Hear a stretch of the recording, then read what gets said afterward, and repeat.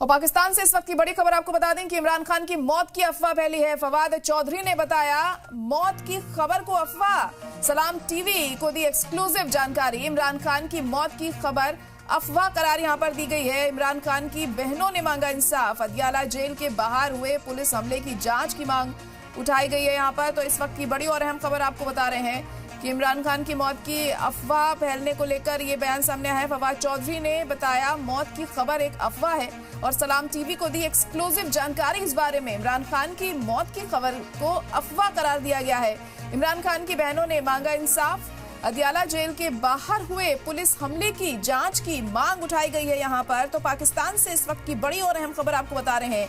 इमरान खान की मौत की अफवाह फैली यहाँ पर। फवाद चौधरी ने मौत की खबर को अफवाह करार दिया है। सलाम टीवी को एक्सक्लूसिव जानकारी में ये बताया है इमरान खान की मौत की खबर अफवाह है। फवाद चौधरी ने ये बड़ा बयान यहाँ पर दिया है और इमरान खान की मौत की खबर को अफवाह करार दिया गया है। अदियाला जेल के बाहर पुलिस हमले की जांच की भी मांग उठाई गई है इमरान खान की बहनों के जरिए।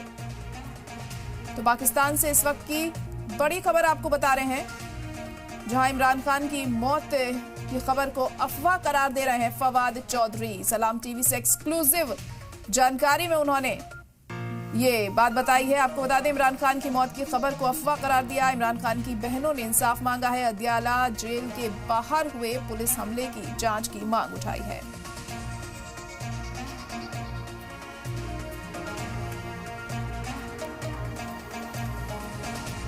तो बड़ी खबर इस वक्त आपको बता रहे हैं पाकिस्तान से इस वक्त की अहम खबर, जहां पर इमरान खान की मौत की अफवाह बताई गई है। ये जो खबर थी ये अफवाह थी, ये फवाद चौधरी का कहना है।